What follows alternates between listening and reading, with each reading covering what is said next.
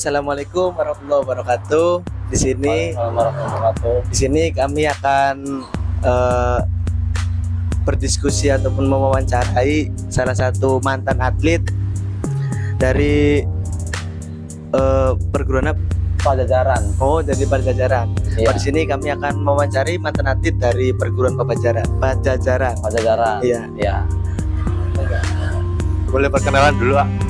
Nah, perkenalkan nama saya Beladi. Saya itu termasuk atlet dari Pencaksilat Pajajaran yang ada di Kabupaten Indramayu.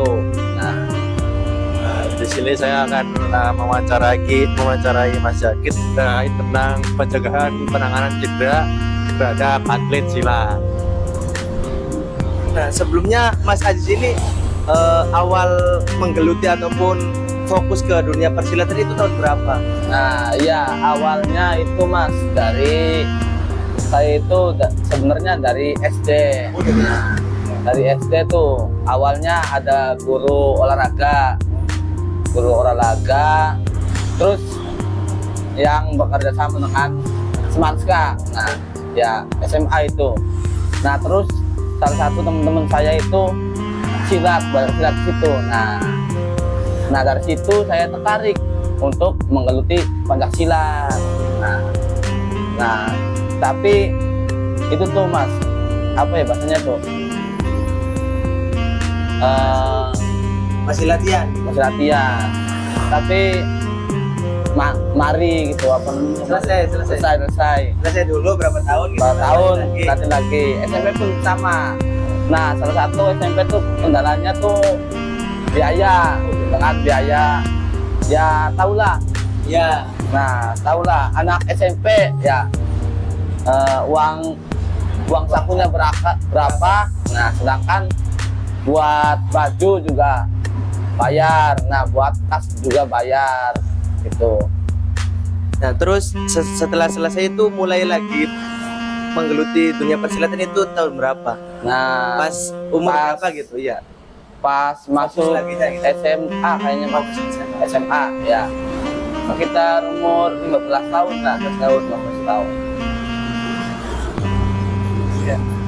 Kalau boleh tahu Mas, kalau cedera yang paling sering dialami pas latihan maupun pas tanding itu apa aja?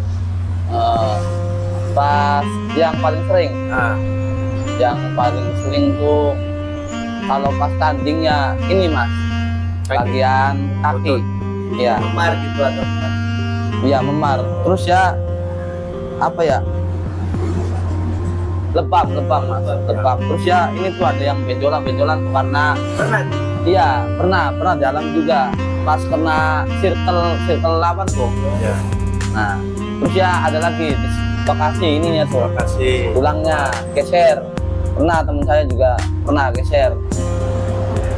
Terus cara penanganannya sama pencegahannya gimana, Mas? Ya salah satunya mah itu Mas, pemanasan juga, Ya, berarti ya pemanasan. Nah, makanya dari pemanasan kurang maksimal itu bisa terjadi cedera ya pas pertandingan itu. Terus penanganannya setelah cedera itu apa aja? Mas, apa dipijit atau ada? Biasanya mah kalau itu tuh ya salah satunya pertama kali ya Mas, pertama kali tuh kita itu dikasih es dulu. Iya, dikompres dulu.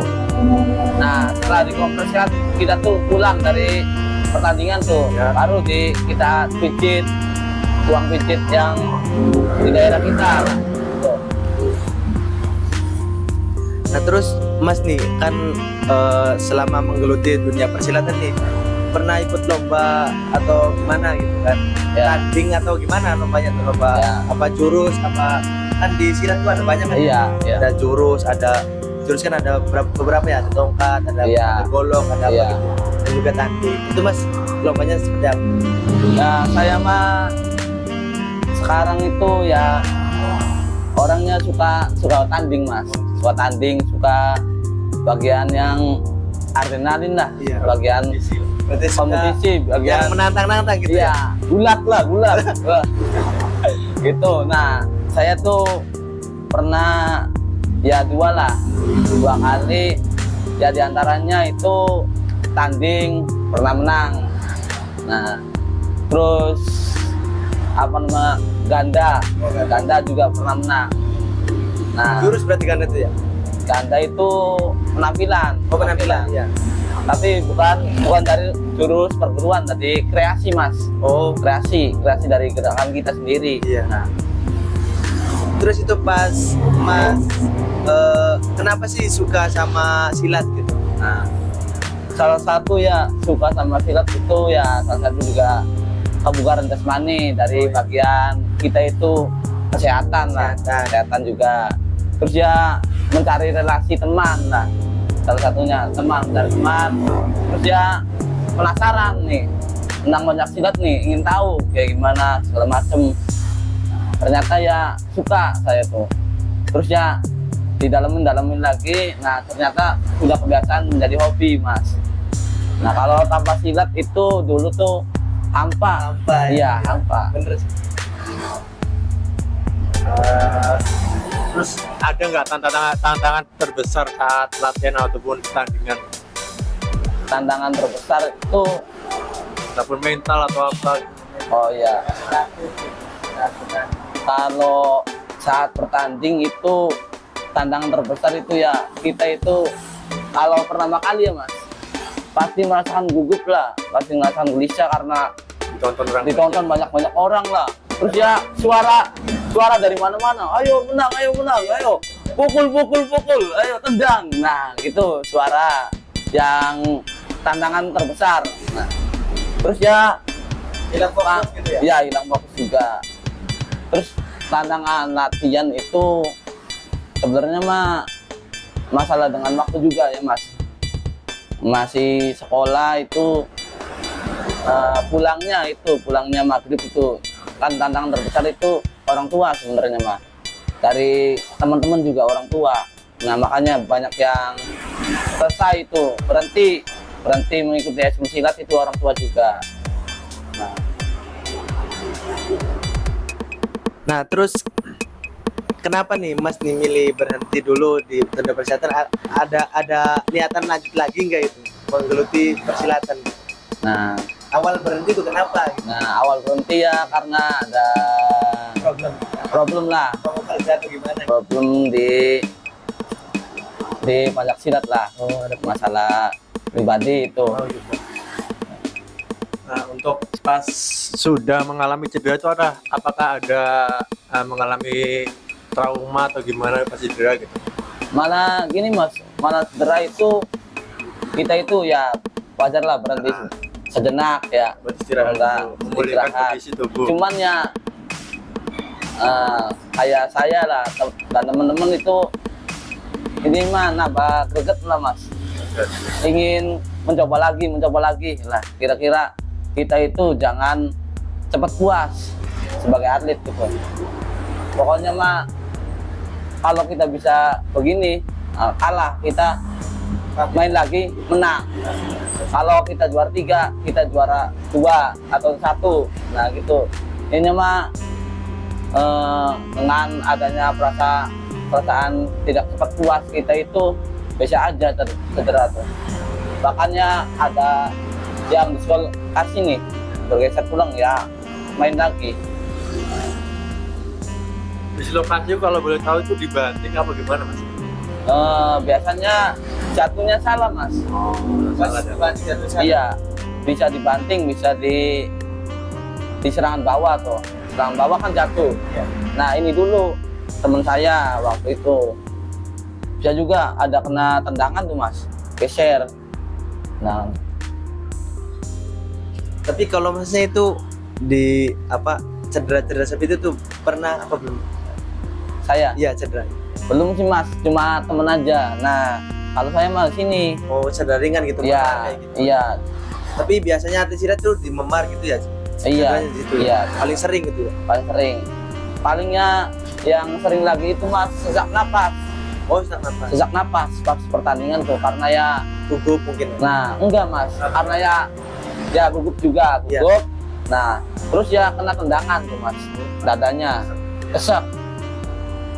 Makanya kita itu sebagai atlet itu yang sering lah, sering kayak tanding, kayak latihan itu sering sparring biar biar terbiasa. terbiasa. Apakah ada pesan untuk atlet muda Mas untuk yang kedepannya? Motivasi. Untuk motivasi. Ya buat atlet muda, kalian kan masih umurnya masih muda lah. Pokoknya jangan menyerah, tetap lanjut. Pokoknya latihan maksimal. Dari latihan maksimal itu mendapatkan pertandingannya maksimal atau hasil yang maksimal. Pokoknya latihan maksimal dulu, jangan mikirin hasil. Nah, latihan dulu maksimal. Adapun hasil itu tergantung dengan latihan kita atau usaha kita dalam latihan. Tuh. Berarti seperti itu. Ya. Ya, terima kasih. Mungkin cukup sekian dari kami mewawancari mantan atlet dari perguruan Pajajaran bersama Mas Ajis. Ajis. Cukup sekian dari kami. Kurang lebih mohon maaf. Wassalamualaikum warahmatullahi wabarakatuh. Waalaikumsalam.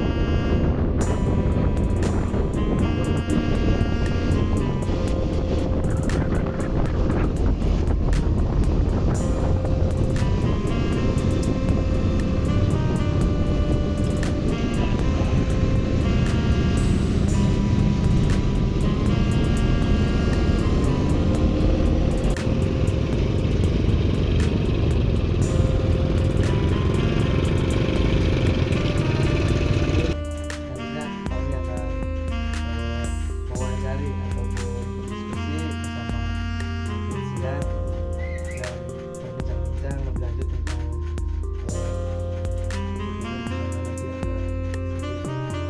ya sebelumnya dengan Mas Efren. Saya Anton Afiat, saya silat dari salah satu perguruan Siluan. Oke, Mas Ridwan, awal mula masuk ataupun kenal dalam dunia persilatan itu tahun berapa?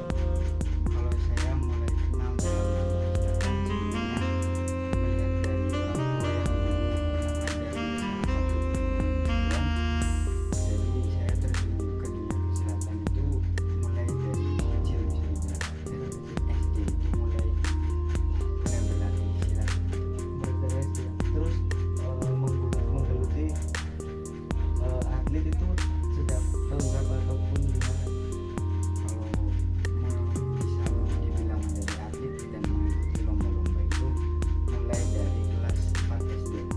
Sebenarnya untuk perlombaan apa coba? Pernah mengikuti dalam USN, terus kejuaraan-kejuaraan yang kayak kesultanan atau motor dan sebagainya yang open-open itu di Kuningan, Indramayu maupun di Cirebon.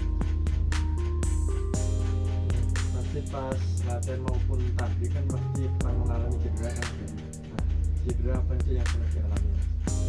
Kalau dalam bertanding alhamdulillah saya belum pernah, tapi dalam latihan itu pernah mengalami cedera kayak kesleo ataupun ini tulang ini kegeser sedikit gitu. Terus yang paling parah? Yang paling parah alhamdulillah nggak nyampe patah tulang, paling cuma kesleo Tapi kalau misal dalam silat cedera yang paling sering dialami itu kayak gimana sih? menurut saya. Kalau dalam banyak silat yang saya lihat itu kebanyakan cedera itu ada di tangan, di jari tangan atau jari kaki. Kalau misal kayak cedera karena benturan gitu, gemar kan gitu. Benturan, memar ataupun sampai bisa sampai patah juga kalau dia salah teknik ataupun gimana gitu. Itu disebabkan karena biasanya Biasanya orang aman. kayak gitu ya, salah satunya kurang pemanasan, terus pelindung yang kurang, dan dia lalai dalam bertanding. Contohnya dalam pencak itu kalau lagi bertanding kita nggak boleh terlalu megar jarinya, jadi harus menutup gini, karena kalau terlalu megar ini ya resikonya gitu. Risiko ya. Jadi kebanyakannya yang mengalami cedera di jari itu ya karena terlalu terbuka. Tangannya gitu. Hmm. Jadi harus kayak gini rapat gitu. Ya, Pak. Nah, untuk penanganannya pas setelah cedera itu bagaimana? Penanganan pas cedera itu saya langsung di bahasanya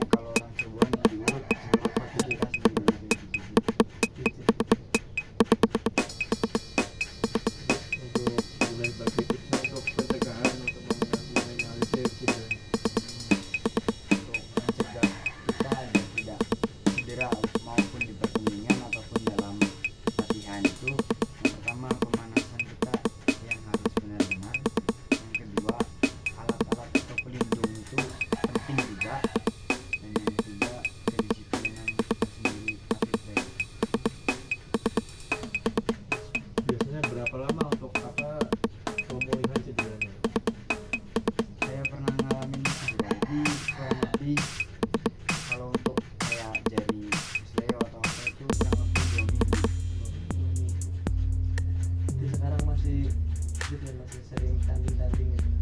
Ya masih kayak event open gitu.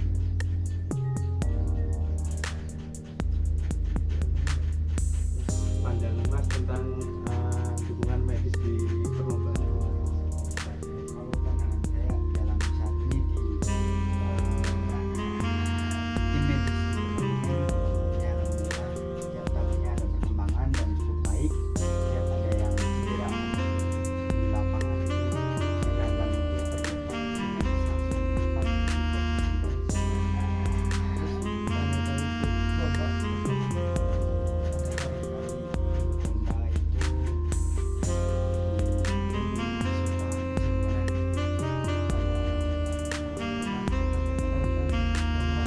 sekarang dulu sempat Sekarang masih ngelatih apa masih latihan? sekarang masih ada kayak melatih seni masih ada. Apa ada untuk saran kepada tidak terjadi yang tadi?